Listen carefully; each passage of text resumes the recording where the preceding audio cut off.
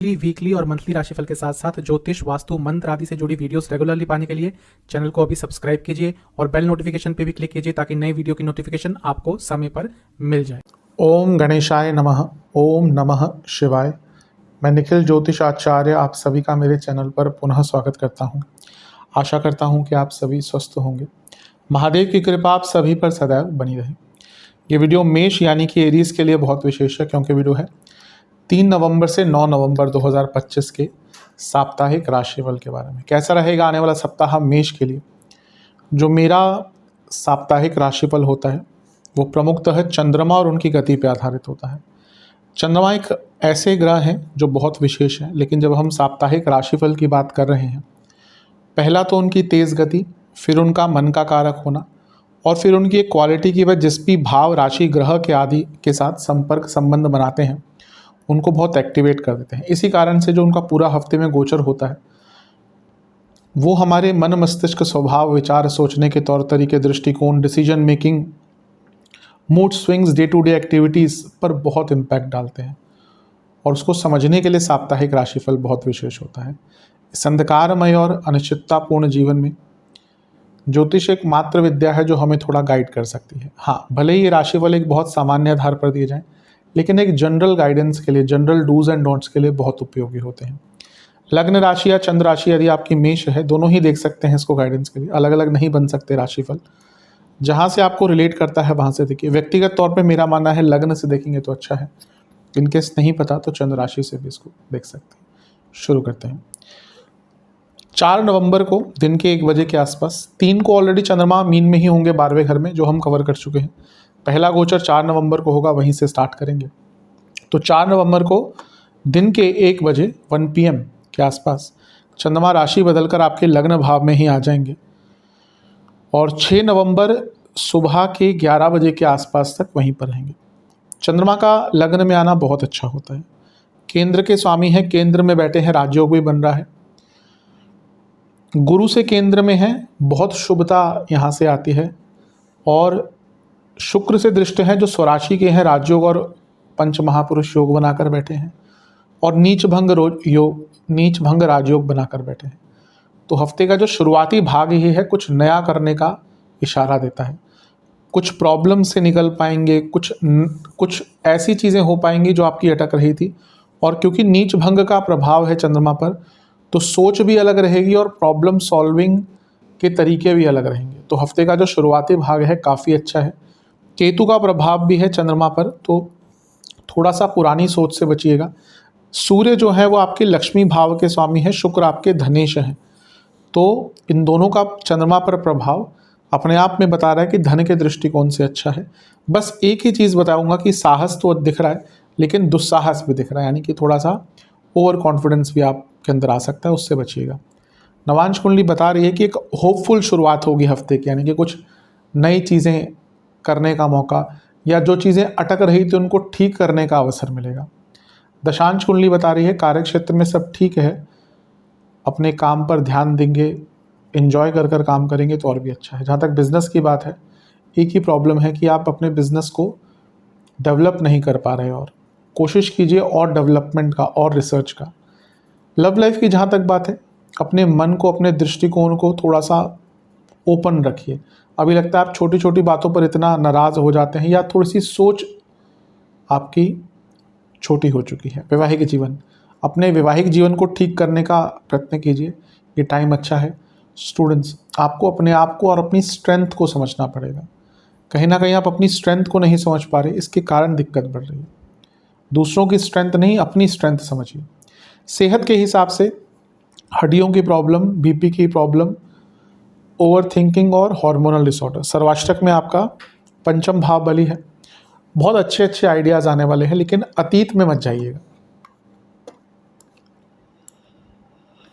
6 नवंबर सुबह के 11 बजे के आसपास चंद्रमा राशि बदलकर आपके धन स्थान में यानी कि वृषभ में आ जाएंगे और 8 नवंबर सुबह के 11 बजे के आसपास तक यहीं पर रहेंगे। चंद्रमा का धन स्थान में जाना बहुत अच्छा होता है। यहाँ पे वो उच्च की राशि के भी हो गए, ये और भी अच्छा है। दूसरे घर के चंद्रमा हमेशा धन कारक होते हैं और इन पर लग्नेश की दृष्टि भी है जो विपरीत राजयोग बनाकर बैठे हैं। तो एक प्रकार से ये जो समय है काफ़ी धन के दृष्टिकोण से बहुत अच्छा जाएगा। अचानक से धन, पैतृक संपत्ति, 2 नंबर के काम, सीक्रेट वर्क हैं आपके, कोई और सोर्स ऑफ इनकम है, उससे बहुत लाभ मिलेगा। मंगल बुध साथ में बैठकर देख रहे हैं। ये जो युति है ये अपने आप में लॉजिकल थिंकिंग की है, मंगल बुध की। तो जब इनका चंद्रमा पर प्रभाव आएगा तो लॉजिकल थिंकिंग बढ़ेगी और उसके द्वारा अपने जीवन को आगे बढ़ा पाएंगे। तो एक प्रकार से बहुत अच्छा समय है, पैसा भी आएगा, कुछ प्रॉब्लम से निकल भी सकते हैं, कुछ प्रॉब्लम से निकलने के आइडियाज़ भी आ सकते हैं। मंगल खुद लग्नेश है, इसलिए शारीरिक बल, पराक्रम भी बहुत रहेगा। लेकिन चंद्रमा केंद्रुम योग में आ गए और शनि का प्रभाव आ गया, इसी कारण से ये विषदोष की प्रबलता जो बन गई ये और भी स्ट्रांग हो जाती है। तो थोड़ा सा अपनी वाणी पर कंट्रोल कीजिएगा। कुटुंब में लड़ाई झगड़े हो सकते हैं और वाणी के कारण ही होंगे। और सेम गोज विद कार्य क्षेत्र, बल्कि अपने कार्य क्षेत्र में भी अपनी वाणी पर नियंत्रण रखिएगा। बहुत पैसा आ सकता है, पैसा रुका हुआ ऐसा आ सकता है, लेकिन कहीं पर भी अचानक से पैसा लगाइएगा मत इस टाइम पे। नवांश कुंडली कह रही है कि थोड़ा सा अपने माइंड को अप्लाई कीजिएगा रिप्लाई देने से पहले, किसी को भी कुछ बोलना है तो। दशांश कुंडली कार्य क्षेत्र में शांतिपूर्वक तरीके से काम कीजिएगा। जहाँ तक बिजनेस की बात है, एक ही दिक्कत दिख रही है कि आप बदलाव नहीं ला पा रहे हैं।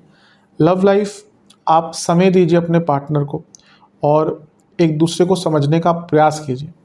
ये टाइम बहुत अच्छा है। वैवाहिक जीवन, जो चेंजेस आ रहे हैं उनको एक्सेप्ट कीजिए, क्योंकि चेंजेस तो आएंगे, उनको एक्सेप्ट कीजिए। जो आप में आ रहे हैं वो तो आप अपने आप ही एक्सेप्ट कर लेते हैं, लेकिन जैसे आप बदल रहे हैं आपके पार्टनर भी बदल रहे हैं। स्टूडेंट्स, आपको ना एक ऑर्गेनाइज्ड वे में आगे बढ़ना है। अभी दिख रहा है कि आप बहुत अनऑर्गेनाइज्ड हैं, इसके कारण ही जीवन में उतना लाभ नहीं उठा पा रहे। थोड़ा ऑर्गेनाइज बनिए।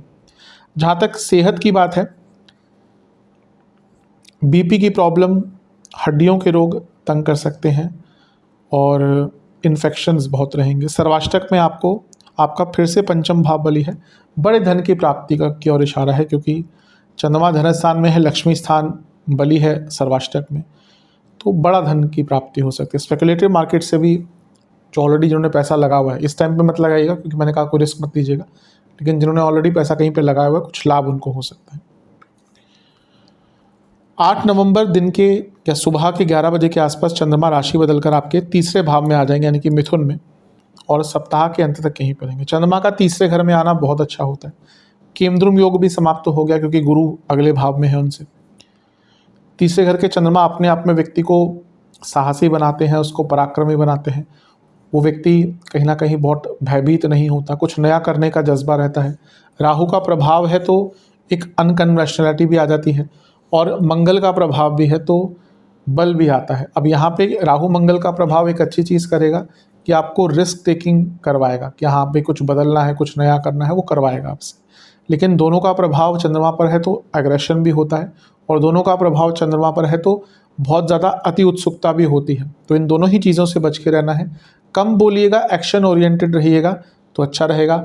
जहाँ ये चीज़ें विपरीत हो गई कि बोलना बहुत ज़्यादा शुरू कर दिया और एक्शन कम, दिक्कत आपके लिए ही बढ़ेगी। अचानक से यात्राओं के योग, यात्राओं का प्लान मत बनाइएगा। भाई बहनों से संबंध बनाकर रखिएगा। नवांश कुंडली बताती है कि आपको अपने दृष्टिकोण को समझना है। अभी ये लग रहा है कि आप अपने आप को ही नहीं समझ पा रहे, दूसरों को समझना चाह रहे हैं। पहले अपने आप को समझिए। दशांश कुंडली कार्य क्षेत्र में जैसा है वैसा ही चलने दीजिए, कुछ भी अलग करने की आवश्यकता नहीं है।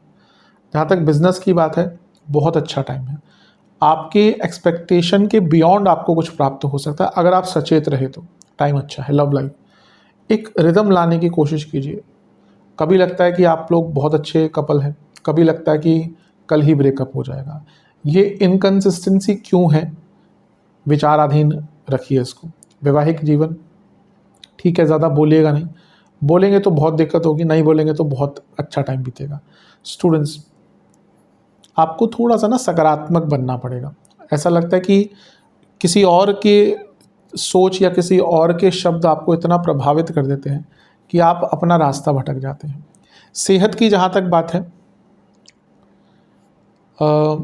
गले के रोग तंग करेंगे, बीपी की प्रॉब्लम रहेगी, इन्फेक्शंस बने रहेंगे, ईएनटी की प्रॉब्लम बहुत हो सकती है। सर्वाष्टक में पूरे हफ्ते में आपका पंचम भाव भी बली है। हफ्ते के अंतिम भाग में कुछ अलग करने का मौका प्राप्त होगा।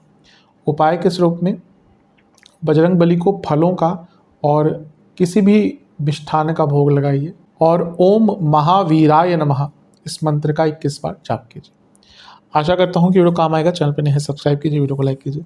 मिलता हूँ आप सभी से अगली वीडियो में, तब तक के लिए ओम नमः शिवाय।